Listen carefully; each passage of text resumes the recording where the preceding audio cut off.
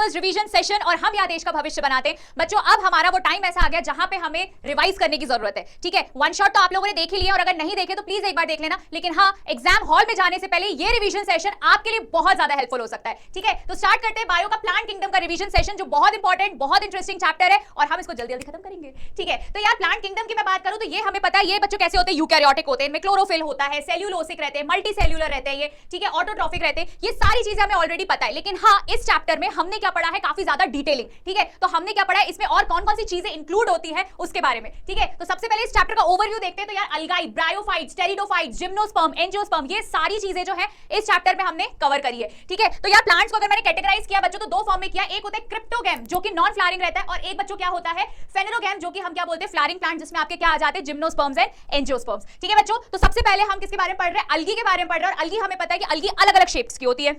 ठीक है, जैसे कि आपका हो गया माइक्रोस्कोपिक यूनिसेल्युलर, फिर या तो हो गया आपका कॉलोनी शेप में जिसको हमने एग्जांपल दे दिया वॉलवॉक्स। फिर उसके बाद अगर मैं इसके कैरेक्टरिस्टिक्स की बात करूं तो यार ये जो है हर जगह पाए जाते हैं, चाहे वो मॉइस्ट स्टोन हो, सॉइल हो, वुड हो, फंगस फंजाई के साथ एसोसिएट, मतलब एक साथ मिलकर रह रहे, या फिर एनिमल्स के साथ मिलकर रह रहे। तो एग्जांपल अपन ने स्लॉथ बियर पढ़ा था, देख रहे हो है ना, एकदम बेहतरीन बना हुआ है, इसके ऊपर मस्त एल्गी सी लगी हुई है। और फिर एग्जांपल इज लाइकेंस जो हमें कहां देखने को मिलता है, फंजाई और अलगी में। फिर उसके बाद हमने डिफरेंट टाइप्स ऑफ अलगी पढ़ी थी। ये टेबल बच्चों इतना ज्यादा इंपॉर्टेंट था कि मैंने आपको पहले ही बता दिया था कि यार ये टेबल में से बहुत सारी चीजें आएंगी। ठीक है, तो अलग अलग मैंने आपको अलगी बताई थी, क्लोरोफाइसी जो ग्रीन कलर की होती है, फिर आता है आपका फियोफाइसी जो ब्राउन कलर की रहती है, फिर आता है आपका रोडोफाइसी बच्चों जो रेड कलर की रहती है। तो ये अलग अलग टाइप्स की अलगी है जिसमें आप मेजर पिगमेंट क्लोरोफिल ए भी देख रहे हो, किसमें क्लोरोफाइसी में, फियोफाइसी में आप ए सी फ्यूक्सोजेंथिन देख रहे हो, फिर उसके बाद आपका क्लोरोफिल ए डी एंड फाइकोइरिथ्रिन देख रहे हो, किसमें रेड अलगी में। फिर उसके बाद फूड स्टोर जो है इसमें अलग अलग फॉर्म में स्टार्च हो गया, मैनिटॉल लैमिनारिन हो गया, फ्लोरिडियन स्टार्च हो गया, ये अलग अलग फॉर्म में जो है इसके फूड स्टोर होते हैं। ठीक है, अब तुम लोग को ये लग रहा होगा कि मैम ये सारी चीजें आपने कब बताई, तो ये चीज मैंने वन शॉट में बताई है। ठीक है, अगर कुछ चीजें ऐसी लग रही है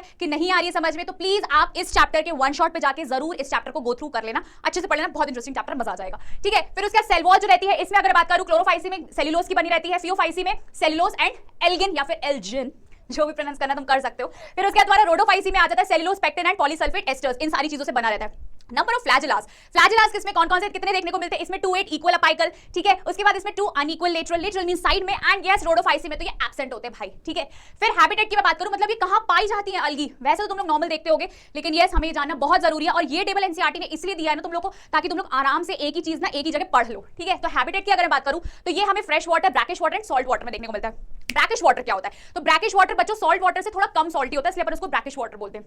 ठीक है, इसके अलावा फियोफाइसी में fresh water, brackish water, again salt water. ठीक है, एंड रोडोफाइसी में भी ये कहां पाए जाते हैं, fresh water, brackish water and salt water. तो ये अलग अलग जगह जो है हमें देखने को मिलते हैं। फिर आता है आपका ब्रायोफाइट्स, तो ब्रायोफाइट्स से बच्चों क्या देखते हैं, मोजेस एंड लिवरवॉर्ट, वेरी इंपॉर्टेंट। ठीक है, ये दो चीज हम सबसे ज्यादा मेजरली पढ़ते हैं, और ये हमें कहां हिल स्टेशंस है ना, हिली एरियाज में ज्यादा देखने को मिलता है। ठीक है, तो इसलिए अपन इसको क्या बोलते हैं, एम्फीबियंस। ठीक है, एम्फीबियंस ऑफ प्लांट किंगडम बोला जाता है, क्यों, क्योंकि यार ये दोनों जगह प्रेजेंट रहते हैं। ठीक है, मतलब टेरेस्ट्रियल में भी देखने को मिलेंगे एंड पानी में भी देखने को मिलेंगे। ठीक है, तो ये जो रहते हैं मॉइस्ट सॉइल में रहते हैं, सेक्सुअल रिप्रोडक्शन इनमें देखने को मिलता है। अच्छा, इनका जो बॉडी का स्ट्रक्चर होता है, मतलब अगर मैं बोल दूं कि यार ये बिल्कुल प्लांट जैसे नहीं, बट यार उसके मतलब एग्जैक्टली प्लांट्स नहीं होते बट ये उसके जैसे दिखते हैं। ठीक है, मतलब हम बोलते हैं root like structure, stem like structure, ठीक है, लीफ लाइक स्ट्रक्चर, वैसे ही इनका हाल है। ठीक है, तो इसलिए इसमें एक स्टेटमेंट दिया गया कि they lack true root stems और leaves and may possess root like structure. ठीक है, जैसे बट एग्जैक्टली वैसे नहीं जैसे हम सोच रहे हैं। ठीक है, तो ये तो हो गया ब्रायोफाइट्स में। अब लिवरवॉर्ट्स देख लेते हैं यार। लिवरवॉर्ट्स जैसे कि मैं बताया मॉइस्ट शेडी प्लेसेस में देखने को मिलता है। ठीक है, बैंक स्ट्रीम या फिर मार्शी प्लेसेस या फिर बार्क, जो ट्रीज के बार्क है वहां देखने को मिलता है बच्चों।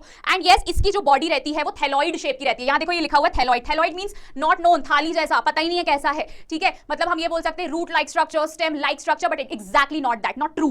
ट्रू वर्ड यूज करते मतलब हाँ ये वैसे ही है। लैक मींस ऐसा दिखता है बट होता नहीं है, लाइक स्ट्रक्चर। ठीक है, तो यार यहाँ पे अगर आप देखोगे तो लीफी मेंबर्स जो रहते हैं इसमें छोटी छोटी आपको लीफ लाइक अपेंडेजेस देखने को मिलती है। ठीक है, तो ये तो हो गया तुम्हारा लिवरवॉर्ट के बारे में।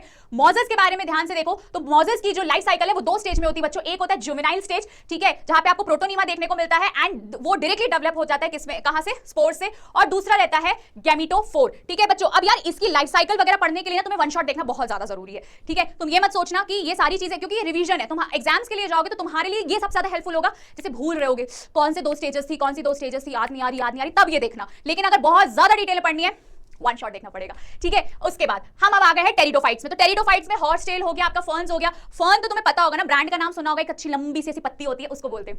ठीक है। तो टेरिडोफाइट्स जो रहता है वो मेडिसिनल पर्पस या फिर सॉइल बाइंडर्स की तरह यूज किया जाता है, ठीक है। और ये हम एक लोग जो रहते हैं ना अपने घर में इसको एज अ ऑर्नामेंट्स की तरह भी यूज करते उगाते हैं, ठीक है। तो यहाँ पे अगर आप देखो टेरिडोफाइट्स में तो ये आपको कूल डैम शेडी प्लेसेस हर जगह देखने को मिलेगा और काफी सुंदर होते हैं बच्चों ये, ठीक है। तो टेरिडोफाइट्स में अगर मैं ये बोलूं कि इसका जो मेन प्लांट की बॉडी है वो होता है स्पोरोफाइट, ठीक है। और ये प्रॉपर डिफरेंशिएटेड रहता है, ट्रू मतलब प्रॉपर आपको रूट स्टेम्स लीव्स सब कुछ देखने को मिलेगा किसमें, टेरिडोफाइट्स में, ठीक है। तो यहाँ पे आपको वेस्कुलर टिश्यूज भी देखने को मिलेंगे, डोंट फॉरगेट दिस, यहाँ पे आपको वेस्कुलर टिश्यूज भी देखने को मिलेंगे। फिर लीफ में जो रहता है छोटी छोटी जब लीव्स रहती है उसको अपन माइक्रोस्पोरोफिल्स बोलते हैं, ठीक है, या फिर माइक्रोफिल्स बोलते हैं। और जो बड़ी लीव्स रहती हैं, ठीक है, उसको अपन क्या बोलते हैं, मैक्रोफिल्स, जो फर्न में रहती है। और जो माइक्रोफिल्स रहते हैं वो सेलेंजिनेला में देखने को मिलती है, ठीक है। Each and every example is given in your NCERT, सारे एग्जांपल्स एनसीईआरटी में दी गए बच्चों, ठीक है। डरने वाली कोई बात नहीं है, कुछ चीज ऐसी है जो नहीं आ रही है समझ में या जो बहुत ज्यादा डिटेल पढ़नी है, प्लीज वन शॉट देखना जाके, ठीक है। ये तुम्हारा रिवीजन क्लास है जहां पे आप एग्जाम हॉल में जाने से पहले ये सेशन देखोगे, ठीक है। फिर उसके बाद स्पोरोफाइट्स में आपको स्पोरेंजिया देखने को मिलेगा, ठीक है। और अगर जैसे लीफ लाइक स्ट्रक्चर रहते तो उसको अपन क्या बोलते हैं,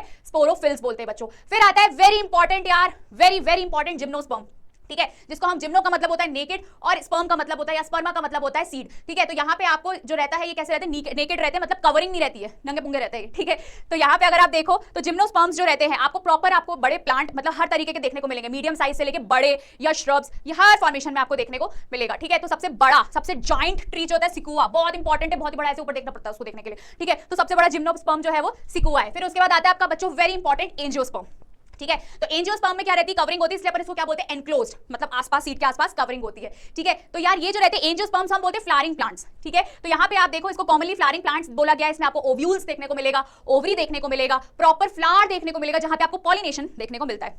वैसे तो यस 10th स्टैंडर्ड में तुम लोग पॉलिनेशन पढ़ चुके होगे, लेकिन आप 12th में भी जब आओगे तो भी पॉलिनेशन हमें डिटेल में पढ़ना, टेंशन मत लो, अच्छे से मैं पढ़ा दूंगी, ठीक है। उसके बाद तो यार यहाँ पे आप एग्जांपल्स देखो, अगर एंजियोस्पर्म्स के बारे में बोलोगे यार एम्ब्रियोफाइटिक रहते हैं, वेस्क्यूलर रहते हैं, ठीक है। फिर उसके बाद फ्रूट बेयरिंग रहते हैं, फेनरोगेम्स रहते हैं, या फिर अपन इसको क्या बोलते हैं, स्पर्मेटोफाइट के नाम से भी जानते हैं। और ये तुम्हें बहुत ही सुंदर सा मैंने फ्रूट का डायग्राम भी लेके आई हूं, ठीक है बच्चों। तो यार ये तो था तुम्हारा पूरा प्लांट किंगडम का रिवीजन, जहां पे तुम अच्छे से एग्जाम में जाने से पहले एक बार ये वाला सेशन देख के जाओ, ताकि जो जो चीजें तुम भूल रहे हो तो फटाक से रिकॉल हो, ठीक है। बहुत इंपॉर्टेंट है क्योंकि यार ये एग्जाम फियर होता ही होता है, पहली चीज। दूसरी चीज ये, अगर तुम लोगों ने नहीं पढ़ा है वो टॉपिक तो प्लीज आप लोग वन शॉट जाके देखो, क्योंकि वन शॉट में हर एक चीज काफी ज्यादा डिटेल में दी गई है अकॉर्डिंग टू योर एग्जाम्स, जो आपके एग्जाम्स पॉइंट ऑफ व्यू से पूछा जा सकता है, ठीक है। तो जब आप स्कूल के एग्जाम्स देने जाओ तो प्लीज मेरे वन शॉट वीडियो जरूर देखते जाना, प्लस ये रिवीजन सेशन भी देखते जाना, ताकि आपका एग्जाम्स बहुत इजीली एकदम फ्लुएंटली है ना, एकदम बटर की तरह क्लियर हो जाए। और बिल्कुल मैं चाहती हूँ आप लोग मेरा नाम रोशन करो, ठीक है बच्चों। So all the best for your exams, bye bye.